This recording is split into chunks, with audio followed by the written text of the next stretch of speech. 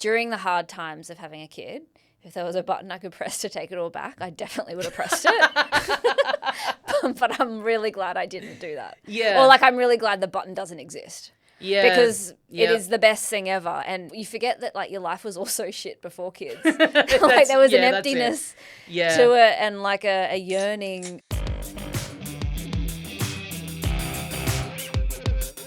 Hello and welcome once again to How to Do Everything, a podcast where I, Tommy Dasilo, an incredibly stupid man, attempts every week to assemble a complete guide to the human experience by chatting to different guests about what they've learned, what they've always known, and what they feel the stupidest about.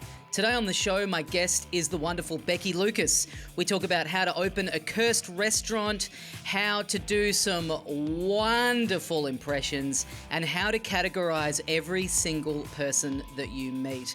First of all, though, I do need to let you know about my new stand-up tour, Main Character. Thank you to everyone who came out and saw the show last week in Perth. It was wonderful to meet a bunch of you. Had so much fun doing the show. Next stop is Adelaide on February the 21st. There are only about 10 tickets left for that show, so if you would like to come, please get on it because I'm only doing the one show. Then I start in Melbourne on March the 26th, and then I'm in Brisbane and Sydney in May.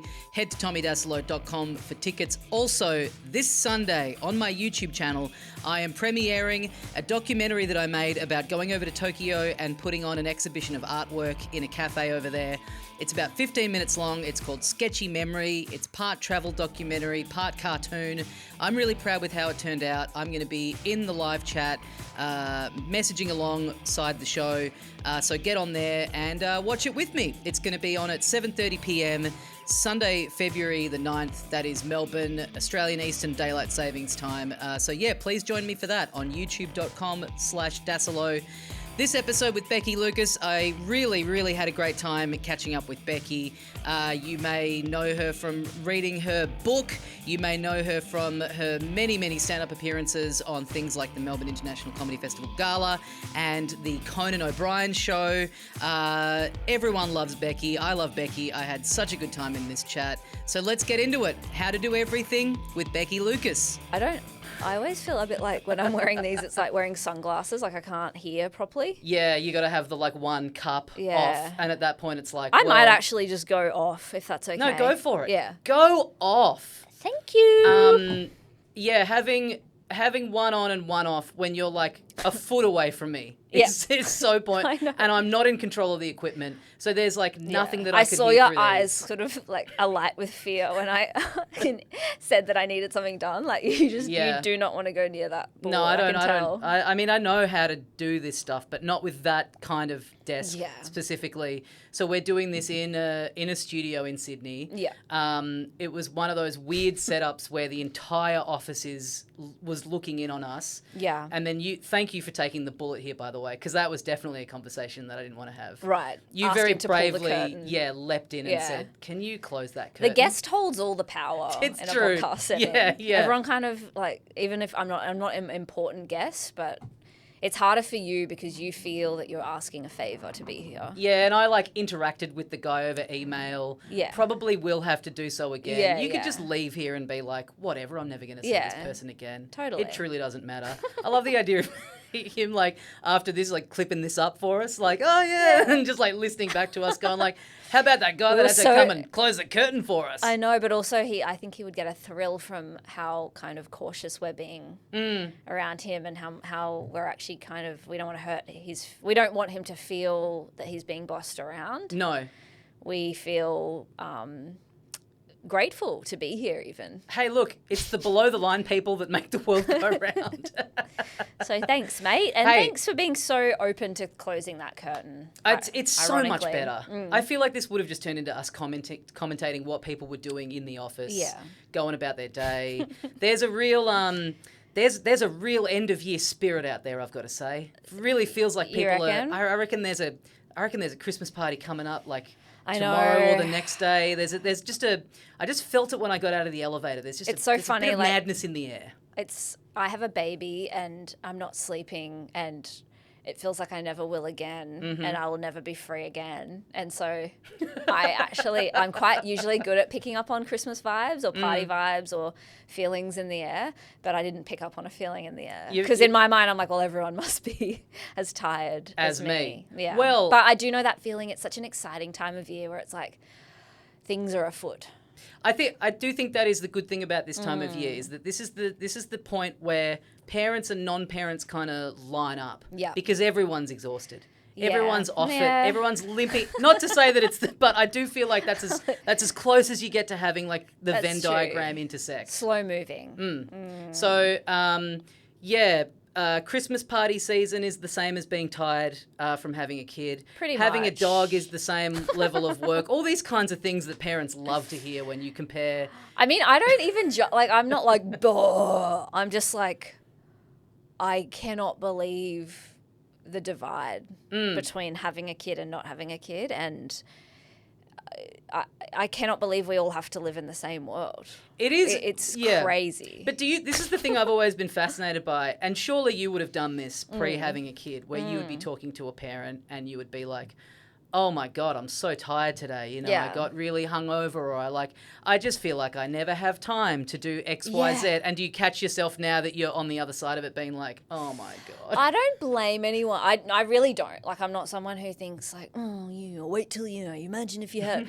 But I guess I'm like, oh wow, if only you could be in my shoes for 2 days and go back to your own life Yeah. and see how much time you have. It is Yeah. unbelievable. Like, That is the thing yeah. that scares me about it the most is I don't know, I truly don't know what happens, but I really do feel like time just disappears. Oh, And yeah. I don't know how. Yeah. And the idea that you at a certain point in your life get even less than that is terrifying to me. Yeah, like even you saying time disappears, I'm like, but where? Why? Like, I don't know. Just catch it, because you actually can. Like, it is with a kid. It's like they're always there. Yeah. They always need something, and there is like I'm struggling to reply to a text. I can't.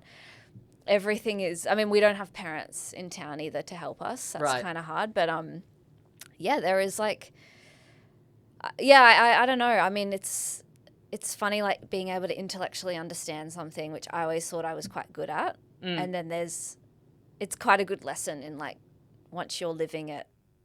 I don't know. It's just so different. Do you think that thing of like you wish people could have the 2 days in your shoes? Yeah. Like if you had have been given that option pre-having a kid, Yeah. and then you go back to your old life, what do you think your read on it would have been? Just to transplant in for like 48 I mean, I do hours. always say that. I'm always like, if I had a button I could press during the hard times of having a kid, if there was a button I could press to take it all back, I definitely would have pressed it.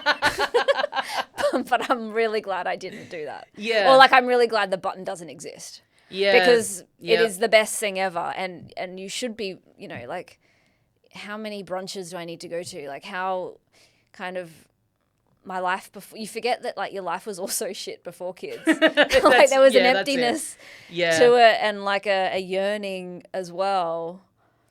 But I think that kind of what's so scary about it to me and always has been is that like pretty much everything else in your life that you have uncertainty about, whether it's should I take this job or should I put this, go on this trip dildo up my ass? Yeah. Everyone's advice is like, hey, just try it. Yeah. Just move into that place. If it doesn't work, you can move out. If the job doesn't work, you can quit. Everything in your life you are told to just do. And the reason that you're told to do it is because everything is impermanent. So you're like never locked into anything. Truly nothing matters. And then all of a sudden you have like the most important one, and it's like, hey, all of that just does not apply to this at all. It does. It's Everything like- matters. But that's why it's so important, because it's like, it is a really meaningful thing to do, and it's really beautiful. If you're not, like you're wasting your fucking life. No, not at all. It's just the joy. I think it like definitely helps you understand your place in the world. Like there is a beautiful thing about like, oh wow, it's not about me forever. Like it is. You do pass the baton to down, and like the world is just this kind of keeps going and going, and like I'm only here because some woman squatted by the bank of some river. Or, How old are you? Well, I thought you were younger than me. 450. No, but I always, I always thought it was a bit rude to we all do. We all come from many and a huge ancestral line, but like my dad's mum was an Aboriginal woman and his dad was a Russian man, and my mum was like, her parents are Scottish, and it's like you just think of all the trials and tribulations of all those people, right? Just like the horror, of like having kids, raising kids, pushing through, and for me to just be like ordering burritos to my door, being like, it stops with me. Yeah, for me, it felt a bit selfish. I'm like, fuck, I gotta keep going. Like, that is a good point. I guess that's the other hard thing about it too, is like most people's motivations for, again, doing anything else in life are pretty singular. Like most people, the reason they buy a house or have a certain job would be for like the same reason. Yes. But there's like so many different reasons why people have kids. Yeah. You know, there's no like one defining thing that like this is the reason to do it. Yeah. And none of them is, well, I mean, some of them are less valid when people are like, I just want a little thing to dress up. Yeah. I mean, when they grab your cheeks and kiss you, it's like, that's pretty good. It is worth it. You have the worst day of your life and then they do that and you're like, oh. I think the thing that so kind of really changed my view on it that I read was Rob Delaney, the comedian. Oh, yeah. Has a thing in his book where he talks about how... Well, why don't you have him on your fucking podcast then? That's a really good point. Get out. No, carry on. I asked him to do a show that we were doing in London. I got his email. Yeah. And he was like, oh, I'm away that weekend. Yeah. And that's a shame because that venue is around the corner from my house. Oh, I'm like, damn. why do I need that bit of information? Yeah. You're not coming. I know. That's not a consolation prize for me. Yeah. I can't do anything with that. He's like, cool, in man. a different world. Then can I stay there if you're away? Is that you offering? But he's got a great thing in his book where he says that anytime people talk to him about being scared about having a kid and all these things about it that are like really tough, that are a worry to them, his thing is basically that you're actually really prepared for all the hard stuff. You're actually more prepared for the hard stuff than you think you are because, like, you've been stressed about money before. Yes. You've gone out all night and not slept and then had a full day before. You've been gradually, like, preparing for all of these things, like all of the, like, bad, hard, stressful things about it. Yeah. But what you're actually not prepared for is the, like, good things, the joy that you feel. There is, like, no analog to that before you do it. And I was like, man, that is the love. That's such an interesting way of putting it because like... Because that's where it comes, that the fear and the terror is actually the love. Because you love them so much that you're like, oh my God, I didn't sleep well, which means I can't be who I need to be for them today. Yeah. And you're like, oh, fuck. Yeah. It's like, I want to be everything this kid needs because it's like etched into my DNA to just care for you. I mean, for me, that's what it is anyway. What I stress about is the idea that, so we have a dog and people love to say to you when you get a dog in a couple, here we go, it's training for the kid and everything. And it's like, you think this is good and you love this, but then you have and I mean, I love that fucking dog so much that the idea that there could be something like more than that is kind of overwhelming. Yeah. Like I have a panic attack when I have to leave him alone for 4 days. I'm like, I don't think I've got anywhere left to go. I know. And I do think comedians are also like a bit avoidant with their feelings too. Yeah, big time. So it's like you avoid, and then it's like, and I know my partner is quite avoidant with his feelings, and the night that my son was born, he inhaled a lot of fluid. He had to go to NICU amongst other reasons, but he was in the NICU and my boyfriend had just gone from like kind of not like, he was excited for the baby, but once the baby was there, he just could not stop crying. Oh, wow. He was just in love and would not leave his side, couldn't stop crying, so much so that the nurses in the NICU said, are you okay? Like, do you know how much you have to be crying in the NICU? Yeah, you'd think, I mean, I really think that's like bucket list shit where like these people that have seen it all, if you can register in some way, it's like, that's actually pretty impressive. Totally. They'll tell this story at the Christmas party. Totally. Yeah. So yeah, you're right. It's kind of like, I mean, you're almost wasting your breath, like telling someone how the feeling because it can't be understood. It can't be described. But yeah, and then, but you know, it's fucking hard. Yeah. It's really fucking hard. We've just had a couple of hard days in a row, and I don't know, like... You must... it says a lot when you're like, thank God I get to get out of here and do a podcast. Get me out of here. Yes, a podcast! Yeah. I did wonder when you were like, yeah, man, I'd love to do it. And I was like, she's got stuff going on. Like, she might cancel in the lead up. And that's fine if that happens. I'm like, no, it's really important to my career that I do this podcast. Oh, it's paying a lot. Yeah. No, I got to do it. Yeah, baby, we got to make it work. I had a wine before I came here. Mm-hmm. Oh, yes. I'm like making as much as I can of this outing. Yeah, really. I mean, I was like, because I haven't seen you for a while, and part of it was like, you know what? Obviously, like, great get for the show. Oh, thank you. Great guest. How am I going so far? I think it's going good. I think it's good too. I think it's cooking. It's cooking. I think we're on I the think sizzle. we've got places to go, but it's been pretty good ride so far. I think so. Yeah. I mean, you never know what people are going to connect with. And I do feel like a bit of a dunce sitting here being like someone who's actually got a kid talking about how great it is, and me going, I'm scared. It does feel pretty stupid, but... No, of course it's scary. It's fucking scary because it's like, I don't know. It's also we're in a generation where it's more scary than it ever was. That's true. Yeah. And it's kind of not your fault. It's like you're a product of like our culture. I mean, for a long time, a big part of my reasoning for not wanting to do it was like, just seems like, the sun's going to blow up pretty soon or something. Like, but it's like, I think we don't have really long left here. And like, yeah, I don't know, I could probably handle, looking after a kid like around the house, but like walking around the wasteland, having to like fend for scraps. I don't think I've got that in me. It's so funny. Everyone thinks that it's going to be the road. Yeah. I don't think that's the case. And also, it's like... In what sense? You think I would be okay, or you don't think the world's going to... I think you'd die immediately. Yeah, of course, yeah. You'd be hit with a trolley pole at the shops straight away. I'd be like one of those guys that they find that clearly as soon as shit was kicking off, they just they just went into the garage, put the hose through the window, and just like, in every movie, it's like, wow, these guys didn't want to even do 30 seconds of it. They did not back themselves at all. Guys who do it too quickly, it's so funny.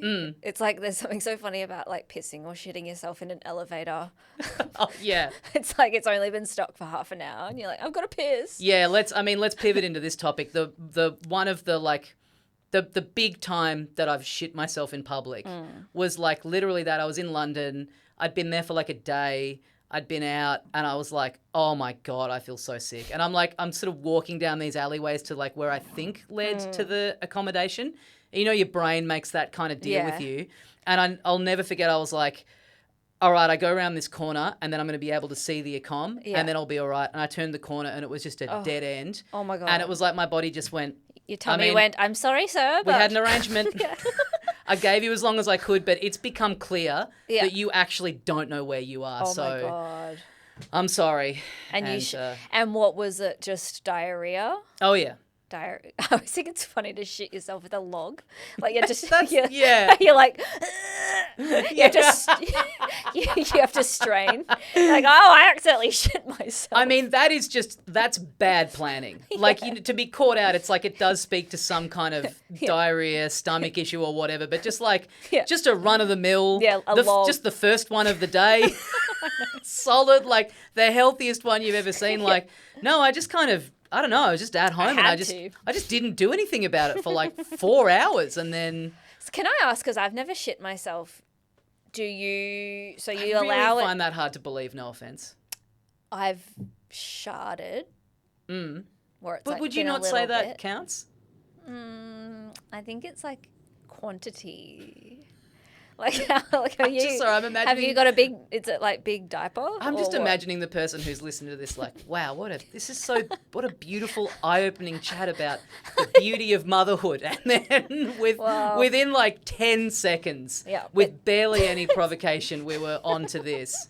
But no, I would say a shard counts for sure. Yeah, but it's like you can, with grace and dignity, get back to your domicile and clean yourself. Like, are you saying you had a full big. I was like, It's like a full big. I was loaded up, big, and I was staying big with balloon pants. I was staying with someone else, and so I had to like me and him, like not at their house, like me and him both in a shared Airbnb. Oh no! And I had to like come in and be like, do you want to eat this? Do you think hey, I'm mate. sexy? Here you go, man.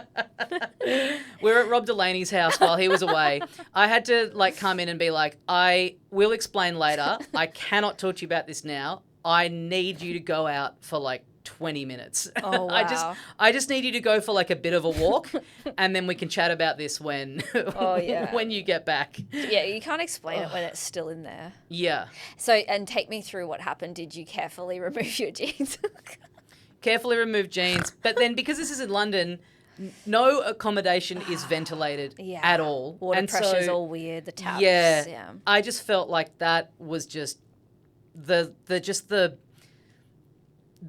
not even so much the smell, just the essence of it was like haunting me for the next week that we were there. Well, that's the thing, because it's like if it's caused you to do such a shocking act, it's not going to dissipate like a normal smell. It has unfinished business. It's a nasty, wicked. It's a wicked little spirit. It's like taking books out of the bookcase and moving chairs around. But yeah, where were we? What got us onto this topic? I can't even recall.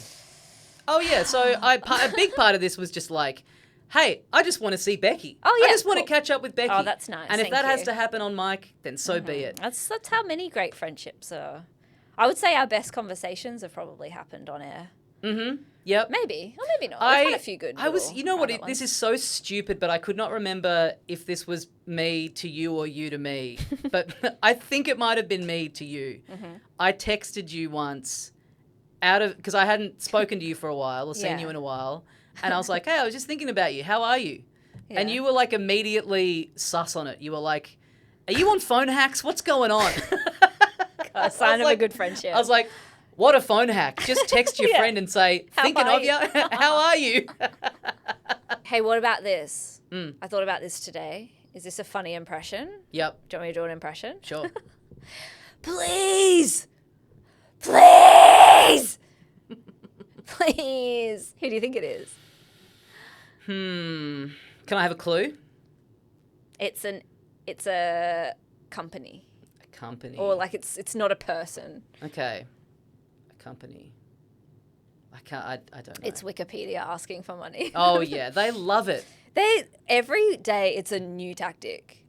Them and The Guardian. Yeah. You get down the bottom of The Guardian, they're like, good journalism like this doesn't actually just happen. And especially when it's been on a review that you've read of a movie or something that you've seen, and you're like, that is the dumbest opinion of anything I've ever read in my life. And they're like, hey, can we have $3? You're like, no. I hope you go out of business. I hate what I just read. Like, why does it cost you so much? It's the most bare bones text-based website. I don't understand. And everyone else is doing the work. I know. It's people like you and me are the ones editing it. Like today I got one that was like, that's okay. We know you're busy. Yeah. God. So, like every day I reckon there's a new plea. Yeah. It's crazy. And I've got stuff on my page that just is not true, and I've tried to edit it, and then it gets edited back. And so it's like, yeah, you can have $1 if you let me do what I want to my fucking page. Yeah. Then I'll give you $1. Totally. Yeah, totally. I'll pay to change. Okay, here's my impression. This is one. This is good. Yeah, this is one that I copped today. Okay. No, don't touch it. Don't touch it. A mum about her kid's penis. I guess it does apply to a lot of different scenarios. That was just one I chose to make you seem like a pedophile. Yeah. Now, are you allowed to say things like this at AEDST? Yeah, I don't know. Is this in the terms and conditions? It conditions? does weird to be in someone's workplace saying that. No, okay, no. So this is a company too? If we had that curtain open and there was a lip reader in the office, guys, they're talking about pedophiles. Get them out, eject them from the building. It's a person. It's a person. It's a person. No, don't touch that. It's a category of person. Oh, category of person. That I experienced today. No. Now, is it in an elevator? Mm-mm. No. Okay. Don't touch that. This is such a good game. It is. No. don't touch it or don't touch that. Not that it matters, but no, don't touch it. The one I specifically got was it. Yeah. But I guess you could use that. Category of person. Now, Guys, pause the episode. Message in and say what you think this impression was of. I don't know. I'm at a loss. You're going to have to tell me. The Uber driver. I was going to say Uber driver. The Uber driver when they've got a Tesla. Oh, And you go to put the boot down. Oh, just honestly seems like more trouble than it's worth having a Tesla. Anything. You just try, you're trying to, I've got my bag out of there. You're trying to put it down like, no, I do that from in here. Yeah, it's like, what? Even opening the door, they're like, yes, just press, no. And it's like, I know you're angry at me. I know you're seething. They get so mad. It's like, no, the boot is controlled by a button that I have up the front here with me. Yeah. Oh, how stupid of me to not know that. Of course it is. I know, and you can feel that they've done it like 50 times that day. And you're like, well, maybe put up a little sign or something. It might wake my little Tesla. buying like a good car, like a nice car like that, for something that is going to mostly be transporting around like drunk people and like 20, you know what I mean? I know. Just like this nice car that is just like covered in the filth of other people seems. When you get an brutal, Uber and it's like an absolute piece of shit. It's a bit relaxing. like, but it's also like, it's relaxing. Nah, man, I get it. You've probably got like a nice car at home and you just use this as your Totally. Get a Commodore. It's so Yeah. nice to be driven around in a Commodore. Yeah. It is. I think there's something about, it's quite sad to think of the hope. It's like you've bought this electric car because you've thought, okay, well, I'm going to do this and I'm going to really set myself up.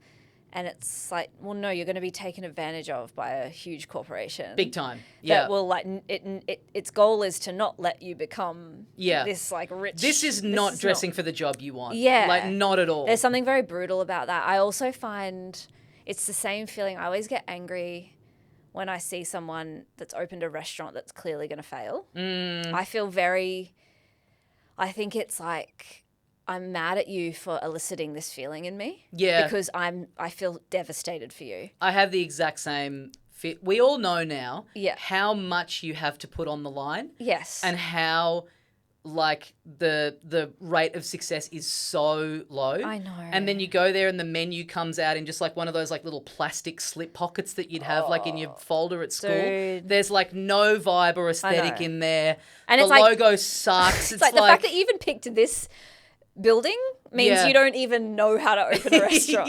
Because this space, it will only work if it's an acai place or a Guzman and Gomez. And there's one, I'm speaking about a specific one. It's on a corner of my street. And there is nothing else that would work in this space. It's too modern. It's got no vibe. And they've opened up like a Spanish tapas place, which like no one even does anymore. And they've got, just as you've said, self-made signs that are laminated, and the motto, they just have it stuck willy-nilly on the gate, and it says, "Cooking so delicious, you'll think you made it at home." Why would you? That's great. Why would you remind people that like, oh yeah, I can just cook something at home? That's That's and I'm a terrible cook, and you're telling me this is just going to be as good as comparable to that? Yeah. That's like growing up. My dad dinner every night.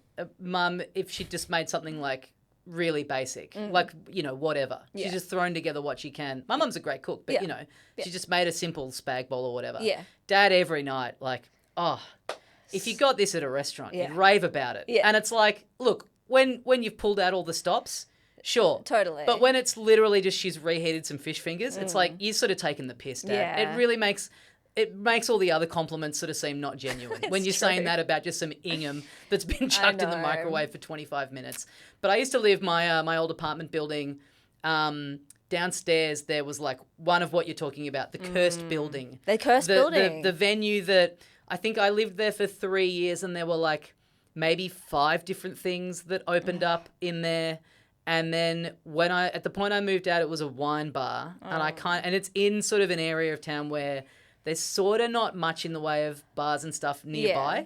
And I kind of thought, maybe. All right, if anything's going to take here, this could be the one. And then I walked past there the other day, and it's like it's like an American diner now. It's like hot dogs and it's up there with tapas. It's like, oh, I know. There's no way this is your passion in 2024. Like, well, exactly. And also a week after they opened, every time I walked past, there was no one in there. It made me really upset.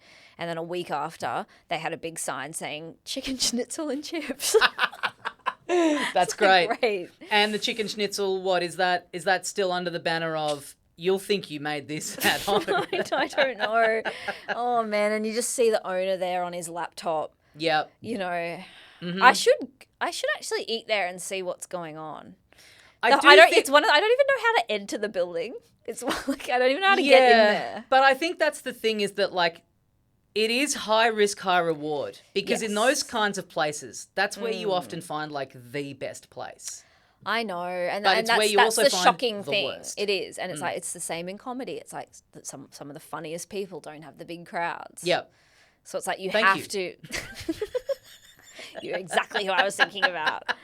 But you know, it's like some of the best food is not always gonna get. It doesn't have the best movies were like bombs when they came out. Yeah. And So, but in saying that, you know, there is something to be said for like ingratiating yourself with the scene.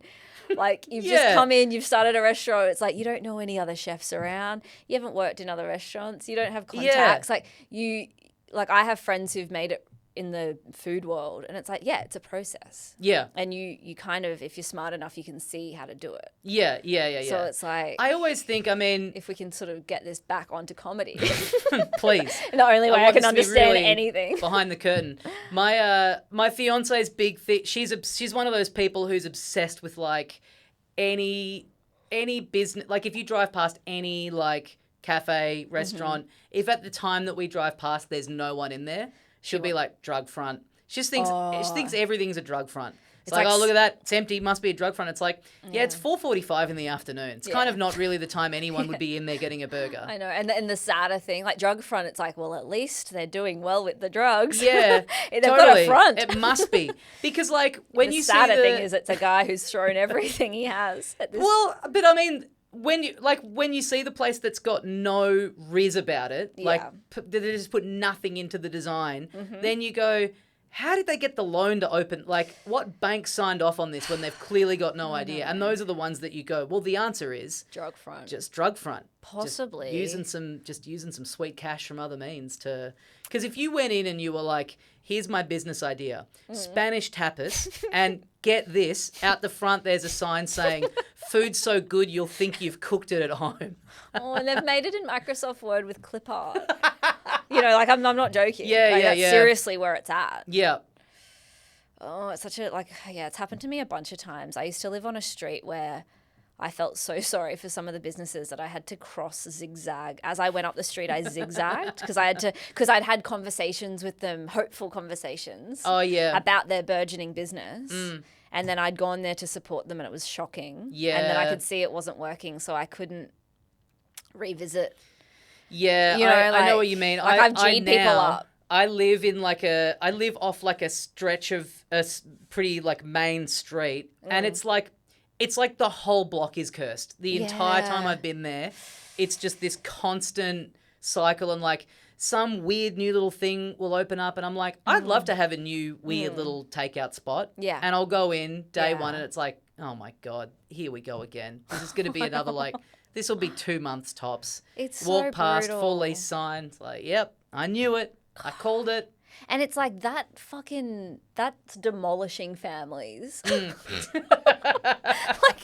that's a husband. That's a father. That's someone who's put things on the line and they've had to come back to their family and say, I failed. I'm sorry, they didn't want whatever this thing was I was cooking. And then they become Uber drivers, and now we've come full circle. Yep, and that's a space that could be taken up by a good, honest man selling vapes. That's what always happens. They're always the ones to. I mean, they're not legal anymore, but like there was that period. Anytime like an American burger place goes out of business, the vape shop just swoops in immediately. Totally. Vape. It's like buffalo wings flavored vapes. Buffalo wings flavored vapes, and then like the IPA vapes. Yep. All the American cereals on the shelf. They love having like weird American candies in there as well. I know. The crossover. Everything's sort of designed for drug addicts.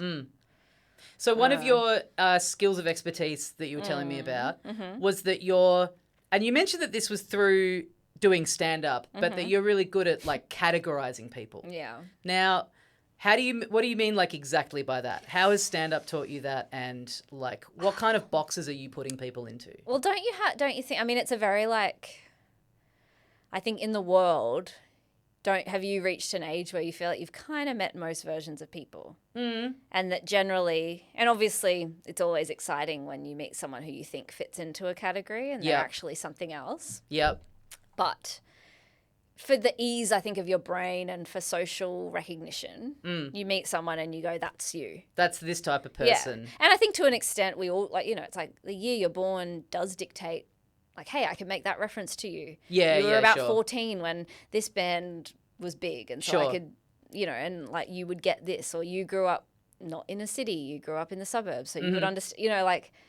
So and do you think that's through doing stand-up where you just meet a lot of different people? I think I maybe always had the skill a bit, but it's been refined through doing stand-up, because you have to make, like, I think I was always good at it, because you kind of have to be socially. But then with stand-up, you have to really like make that call pretty quickly if you're doing crowd work. If you're talking to someone in the crowd, yeah, right. Yeah, like, and it's exciting. And the thing is, everyone does it, because I think when you make a really good, that's the best thing about comedy, is when you've placed someone and then you do put them into a category in public and everyone agrees, it's awesome. Yeah. You know? And if you were right. If you're like, right. If you run a vape shop and they're like, ugh. Totally. And everyone agrees. Yeah. And like, that's an exciting thing, is we are all kind of putting people into categories, even when we don't realize it. Yeah. And then I just think, I think everyone does it to an extent, but then there's people who are like really, really good at it, and I reckon I'm pretty good at it. But so are you, like, when you're out and about in the world, are you just going like the Terminator vision of just like literally everyone you see, like, this is this type of guy? Like, yeah, I mean, in your head, how many categories of people are there? I mean, I wouldn't. That's an impossible task to. That's an impossible question. I can't answer that. But well, you're not leaving until you do. I mean, I know like Jung has all the different categories. I think it's like 12, where it's like the jester, the. That's so funny that the only one you know off the top of your head the is jester. The one I am, anyway. Yeah. And then 11 others. But like, there's the shadow. There's all different people who. And, like, they reckon that you do just kind of, like, you just naturally, without realising it, fall into into a category. Yeah.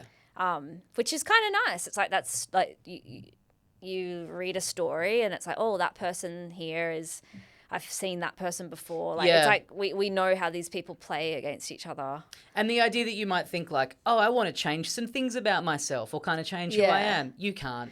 No, you can't. Yeah. That's all surface level, and you can learn more things, or you can act differently. But but your character is this. Yeah. And it's good. We all like contribute to the world. Do you think you're a good judge of character? I think I am now, but I think I've been tricked before. But I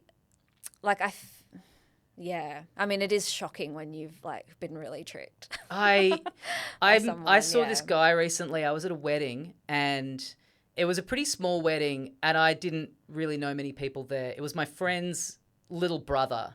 So like immediately, like, I know my friend. Yeah. Not many other people there. So I'm sort of, on the outer a little bit. Yeah. And there was this guy there, and I was like, this looks exactly like this guy that I was friends with for about a year or two in high school, and was pretty close with. Like, he lived near me. We'd spent a lot of time at each other's houses, and he's got like a very distinct head. Yeah. He's got like a very recognizable, like, skull shape, if that makes sense. Yeah, sure.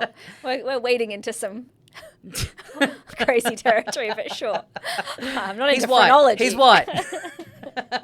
You're like, Becky, you're a racist. Well, you know what it actually was I realised, like, so he's my age, so he's like, late 30s, nearly 40, and I was like looking at him and I was like, oh, what it actually is you've just kind of always looked like an older guy. You know what I mean? Yeah. I thought you were going to say he looked like a friend you had, and when you met him, he was kind of like the friend you had. Because I've had that experience Oh, sure, too. sure. Where it's like, and I do believe that, like, I mean, this is so horrible, but I do believe traits, physical traits or whatever, do, like, have you ever looked at someone and been like, I bet you're like this, and they are. Yeah, It's like girls with no top lip. Yeah, I used to have a joke about how they're like, guys, like, we've got to get this assignment done. And they are like that. Yeah. Like, most girls with no top lip are working in sort of upper middle management. Yep. And they are kind of, they run a tight ship. And, like, you want them to plan the hens party and you want them to be in charge of things. But, Yep. But yeah, I do. I mean, I think it's like physiognomy. It's like, yeah, you're the way you different. It's like we all came from clans, man. Yeah, do you have to all think had about different how looks. if like physically, if something about you was different, not even in a like massively significant way. Absolutely. Like I think all the time about like, even like literally if I was like 3 inches taller, yeah, your life. like would your be whole different. life would be completely different. Absolutely. Like everything about your life would be different. Totally. People don't trust me because I have deep set eyes.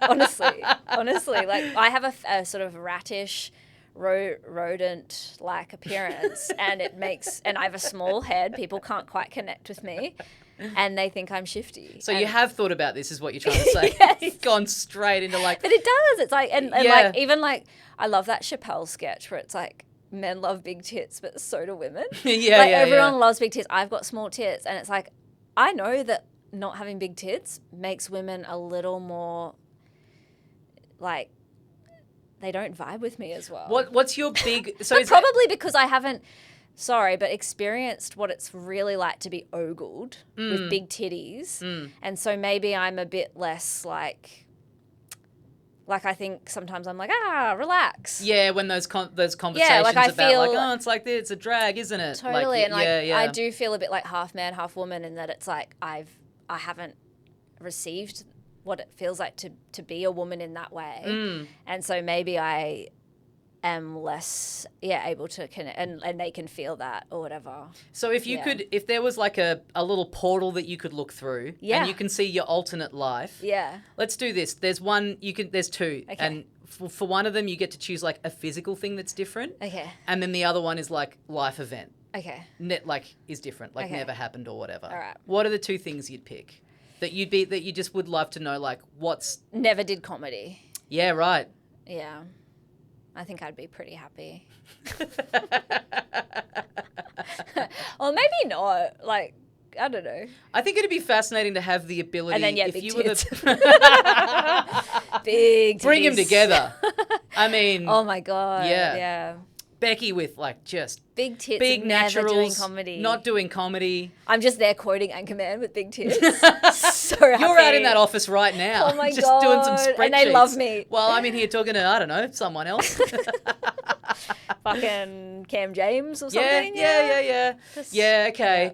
It would be, it would be fascinating if if the portal existed, but let's say you were the person that controlled the portal. Yeah. And you're just going, you're some like, I don't know, some kind of like genius. Rumpelstiltskin figure where you just appear in front of people. Yes. And you give them this possibility. Yeah. And I like to think that you would be spending your whole life just trying to find the person who's like, oh, if I didn't have siblings. And you're waiting for the person who it's like they look through the portal and their life is literally exactly the same. You know what I mean? Right, Oh, okay. yeah, what if my dick was 4 inches bigger? And it's like they look through and it's like absolutely no difference. Totally. I mean, that's the thing. We'll never know. We'll never know. Because even people who alter themselves, it's like it's after the fact. So Yeah. it's like people who lose a lot of weight. I think they yes, they're physically different, but they hold how they were treated before they lost the weight. Man, big, yeah, absolutely. And so, massively. you'll never know what it's like. I'll never know what it's truly like to have big tits from the get-go. I got really into going to F45 in the gym a few years ago. Yeah. And I was fairly chunky beforehand. And then I lost quite a bit of weight. Yeah. And I would feel like I would get comments when I was a bit heavier. And then I just had all these comments about having lost a lot of weight. Right. And then people thinking like I'm unhealthy or I'm too skinny, yeah. and then commenting on that. And I was like, my core wish in life I thought you were going to say my core is strong, man. Well, it I've was. never been Not stronger. anymore. My core value in life is I just want to be left alone. Yes. So I was like, someone tell me the measurement I can get to where no one says anything to me ever again. And I'll shoot for that. Totally. That's the dream. I know. Isn't it funny? I feel the same way. Like, I don't ever want to be witnessed or looked at, or I don't want anyone to notice anything about me or have a comment or opinion. Yeah. But yet I put myself out there all the time. Yeah. I don't really understand that. Yeah. Yeah, I'm a bit the same. Yeah. Like, I'm a bit, Which I think is one of the Carl Jung's archetypes where it's like, I forget the name of it, but it's one of Shy them. girl. Shy girl. It's one where it's like you want to be able to make comments and understand, but you don't ever want to turn that inward. Oh, interesting. Yeah. Yeah, so that's probably your one. Yeah, I'd say so. Because my boyfriend always says that. He's like, you're so good at like knowing other people's faults and what's going on and seeing the reality, except when it's you. But let me finish this. Okay. Let me finish this story about sorry, the sorry. guy at the wedding. So Yes, I'm spending the whole time thinking like, is this guy? Yes. And then I was talking to my friend's partner, and I was like, I swear, and I kept like being introduced to new people and being like, hey, nice to meet you. Do you know who that guy is? And they're like, oh, no. And then finally I'm just like talking about this to my friend's girlfriend. Yeah. And then she's like, what's his name? And I say his name and she just yells it out and he turns around. Oh, so wow. she really did God's work there. Because I was being Yeah. pretty tedious. I could have just gone up to him, but it felt more like a fun little game to That's crazy. sneak around like a secret agent and just kind of get the intel out of people. And you'd gone to school with him. Went to school with him and we were chatting and, you know, he's had a kid now and just catching up on like, you know, we haven't seen each other in 20-something years. And Was there and then, sorry, but what was your relationship like at school?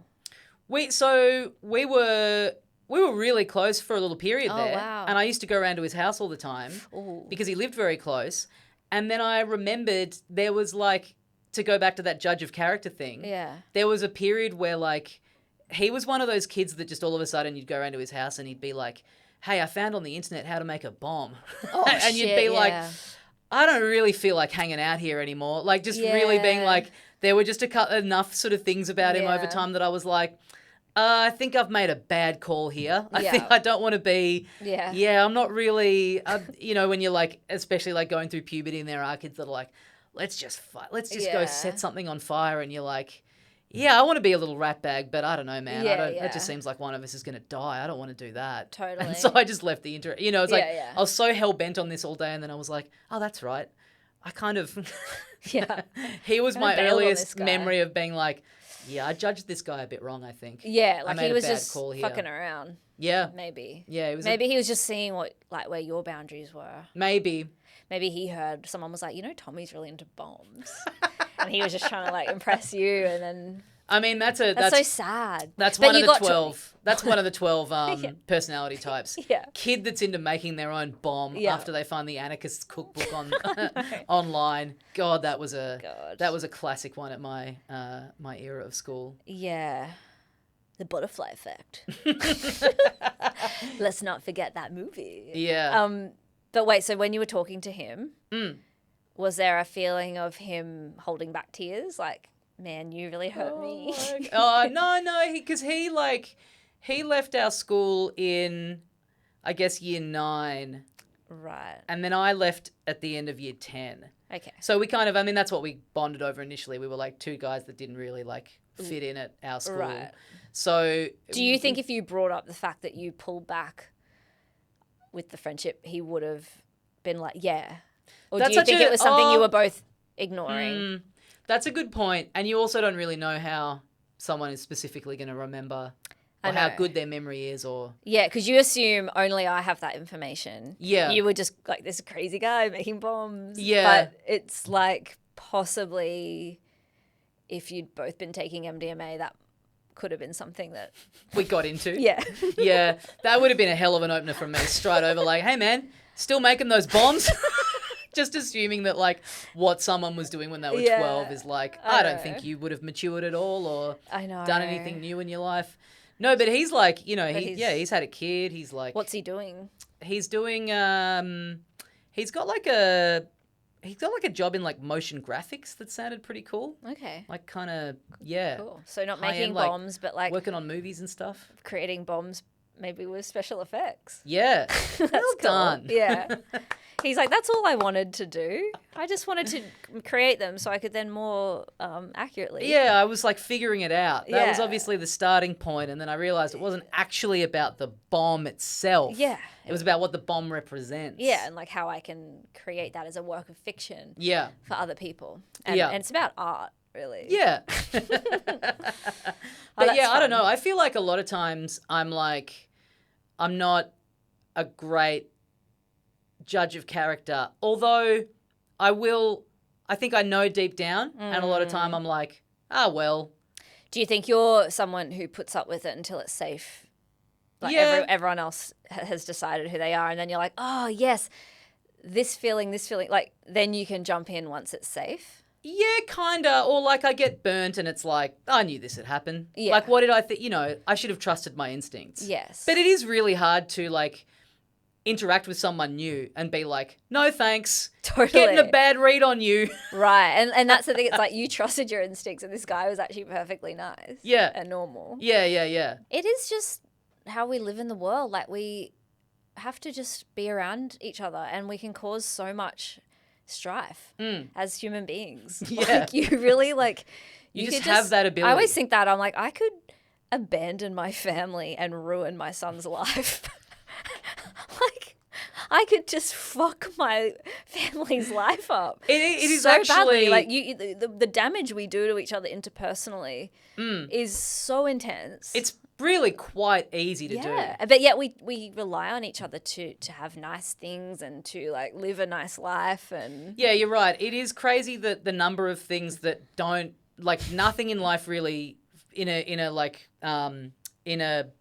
what do you want to call it, mechanical sense or whatever. Nothing functions on the honor system. No. Even though the entire world is just essentially the honor system. Yeah. It's like, please don't push me down the steps when I'm getting off the bus. It's a social There's contract. just a silent social Yeah. contract that we are in at every moment of the day. I know. That It's we're all having to weird. adhere to. I think that's what we also forget. Like I have to say, and I mean, it's just a new, this is my new reality. So of course, like I've got these new opinions, but I do feel a lot of the time when I'm with my baby or whatever, there is a bit of a like, especially like, in a trendy suburb or whatever, people don't really like mothers and babies. Okay, really? Well, there's just a bit of a feeling sometimes where it's like, or, you talk to someone and they're How like, gauche. yeah, if you move your pram through a cafe, you can see people being like, which, I understand. I've been in their position too. You know what I think is happening there? I think What? that, and again, this is another category. Yeah. Everyone has been wronged at some point Yes. by the annoying mother Yes. who's like, you're happy to get out of the way and everything. Yeah. But they're really viewing that as a right. And they're giving you the shove and the get out of the way Totally. before you've even had the opportunity. So when that even comes close to happening, Totally. everyone's just remembering themselves in that situation and being Yes. like, not again. Yeah. Not today. For sure. I mean, totally. And I get it. I used to be like, ugh. And it's just like when you're in the other shoes, you're like, I think there is a bit of a disconnect from, when people talk about like, I don't want to have kids, like, oh, kids are so annoying and blah, blah, blah. It's like everything we do in our life needs people. Yeah. So it's like comedians who are like, no, I'm not having a kid because like the world's ending and da-da-da. It's like, well, but you want people to buy tickets to your comedy show. And it's like, and there's people who make your favorite breakfast at your favorite cafe. Yeah. And there's people who make your clothes. And it's like the world needs people. You need people. Yeah. And who's to say, like, when people, I've just heard that before where it's like, oh, there's too many people in the world anyway. It's like, well, why do you get to decide what people get to have the kids? Only the ones, like, are you glad your friends were born? Are you glad? Even with too many people, there's still like none of them are coming to your show. So crank out a few and at least, I mean, there'll be comps. You won't sell the tickets. Totally. But there's some bodies in there. Yeah. Like at least. But yeah, it's just kind of, I think people forget that actually people, to your detriment or to your pleasure or whatever, it's like the world is people. We need more people out there to There's fill people- those cursed Yeah. businesses and hopefully finally crack the code and have the one that takes Yes, off. Exactly. One final quick thing, Okay. your skill that you've known about that is your like longest standing area of expertise. Yeah. You said reading. Yeah. Were you just like, because I'm the same. I don't Yeah. remember ever having to like struggle with. No. I just kind of innately got it, and I've always been so thankful for that like English stuff in terms, when you get into being older and writing essays and formulating stuff, that becomes challenging. But the actual thing of like how to put a sentence together and spell words and read books and like. I just always remember being at like kindy or preschool, year 1, and just in general being very comfortable with all of it. And I guess they have to teach every grade. It's like they've got to teach the kid who doesn't know anything. So it's like, but if you know stuff, you're just kind of there like, yeah, I know. Yeah. Like I remember feeling that way for a lot of my schooling. Like, in the early days. Yeah, it's like your first time where you really start to learn that people are different, where you're looking around and you're like, how do you not all get this? Yeah, like kids like head, shoulders. I'm like knees and toes, and toes. Dude, like where have you been? I just remember being so comfortable with it. Yeah. And like, I guess that's like good parenting, or you just came across that stuff early on or whatever. But I guess I just liked reading. Like when I was in hospital when I was 10 for an extended period, my parents were really like, we'd always been a bit concerned that you were like not athletic at all, no interest in sports, but then that all you wanted to do was read and there was like no balance there. Yeah. But then when it came time to you having to be in a hospital bed for 2 years, we thought, thank God. Yeah, it's totally. Like, interesting read on it, like interesting way to like phrase it, but like truly, and I mean, I feel this, there was no thing of like, oh my God, I had my whole under 12s AFL athletic career ahead of me. It was just like, just more time to sit around and read books. Yeah, I know. It's like, why did I have to phrase it like that? Yeah, do all these like indoors pursuits. I was like, oh, great. I get to go into the sports carnival. Yeah. Thank Christ. Man, 2 years in a hospital bed. It's crazy. Yeah. I mean, that is my big look through the portal and like, that would be like, I don't think I'd be doing comedy if that hadn't happened. That would be like my entire life would be different. Yeah. I'd give anything to look and see just a beautiful young man with a thick, luscious head of hair. No, there's something really special about hospital kids, and maybe I'm saying that because my kid is a hospital kid, but like I do think they're geniuses a bit. Thank you. Yeah, I've always thought that about you. But they certainly have like it's like standing next to your kid in the hospital bed, like weeping, and the nurses are like, he's going to be okay. And you're like, I'm just crying tears of happiness because now he's finally just like Tommy Dassler. I hope he finds his culture. Sorry, I didn't wheeling know wheeling him around to other hospital beds, like, hey, get a little bit of riffing going. But is that something that you're trying to? Is that something that would be a priority for you with your kids? Like when they get to that age, is like, do you feel like reading's really the thing to? I really want them to be able to explore. Like I found so much happiness in books. I just thought it was like so amazing. But man, I'm having one of those weeks with parenting where I'm like, if I can just not have him piss the bed till he's 10, like everything you have to. He's 11 now, right? Dude, you have to teach him everything. Like I cannot stress. Like the other day he saw twins and kind of freaked out, and I'm like, oh fuck, I have to explain. I get it. Like you just have to kind of. I remember my dad, like teaching me. I got out of the shower and he said, don't just get out of the shower like that. Like before you get out of the shower, kind of get your hand and go and like wipe the excess water off yourself. Yeah. Before you get to your towel. Yeah.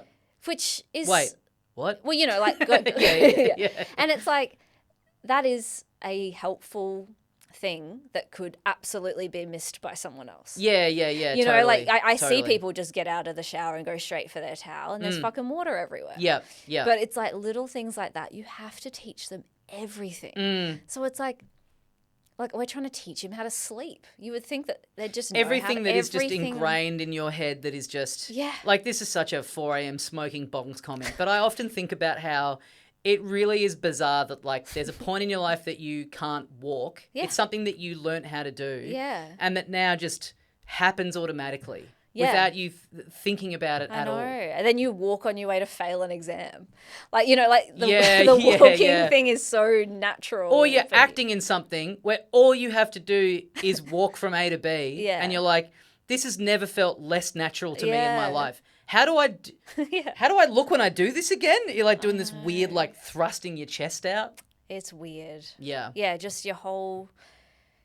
I was not aware of the responsibility of input, that you would have to input everything into them, and you hope it's natural, but you have a week where you're like a bit sleep deprived and you just think, oh my God, there is so much to input into this. Yeah, because you boy. don't remember that happening to you, obviously, No. because you were so young, and so you just assume Yeah. like, this is all ingrained. This is just Yeah. things they pick up eventually. Yeah, but no, I mean, stuff like, oh, when you're talking to this person, you can do this and you can do that. And like that stuff I feel I'll be able to do when I parent, but it's all the other shit. Like, And then and then the next level, so you've got the like very practical things, but then the next level is you got to make the comments, and you got to have the life experiences, and you got to start to develop the neuroses and the mental disorders and like that.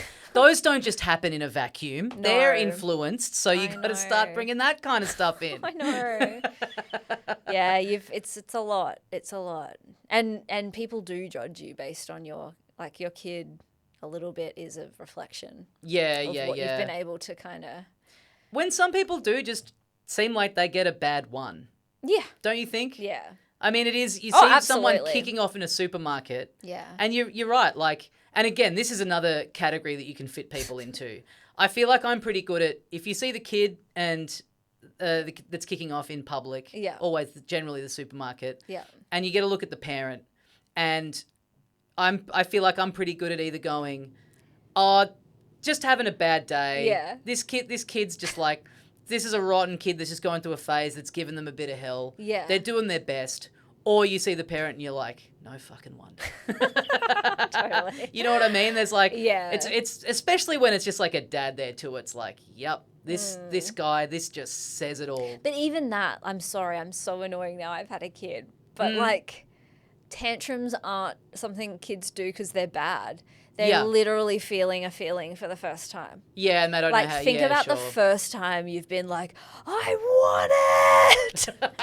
I want it. Sure. I'm bad enough at like, oh, I've got to go to the shops right now for chocolate. Yeah. Because I want it. Yeah. The first time all your neurons. Imagine getting to like 40 and there was just, for whatever reason, you'd never wanted there was like a feeling that you hadn't felt. Oh, yeah. You just by yourself in a room and you feel it and you're like, I know. What's happening to me? That'd be, you know how they've got those like videos where it's like deaf child hears. Oh yeah, put that. Yeah. It'd be good if it was like child feels horny for the first time. Yeah. It's like, oh mama. Yeah, Becky's never felt shame before, and then they like turn the volume up, and you're like, it feels so awful. Yeah, that'd be a Why? good one. Yeah. Why am I trapped in this head? Yeah. Yeah.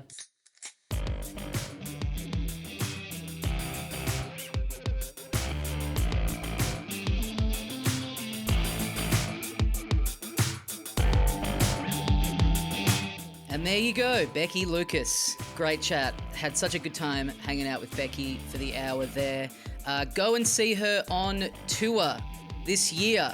Her show is called Things Have Changed, but the Essence Remains. It's coming to all the major cities. You can get your tickets right now. Definitely go and check Becky out. Her book is called Acknowledgements. If you've never checked that out before, definitely recommend that. And if you want to support the show, you can get on Patreon. There is no paid tier at the moment, but it's where I'm holding discussions for all these episodes and putting up bonus little bits and pieces of content from time to time. But for now, the place to go to chat about the show is there. So please, I would love to know, do you live near any cursed restaurant venues? What are the different categories of people that you have encountered? Feel free to leave an audio memo, voice memo of yourself doing a wonderful style of impression like we did in this episode. Love chatting to you guys on the Patreon. And yeah, every now and then I've been doing little one-off solo mini episodes that you can find on there. Patreon.com/howtodoeverythingpodcast. And yeah, this Sunday, February the 9th at 7:30 p.m. Australian Eastern Daylight Savings Time, I'm going to be premiering Sketchy Memory, my documentary about putting on an exhibition in Tokyo. It goes for 15 minutes. I will be chatting along live with it. So, yeah, if you're not doing anything, please join me for that. Looking forward to everyone seeing this. I've been working on it for a long time, and I'm really proud of it, really happy with how it turned out. So please check that out. Thank you for listening. I'll see you next time. Leave the show a review on your podcast app if you are enjoying it. It really, really does help a lot. Loving all the feedback from everyone. Thank you very much. See you next time. Bye.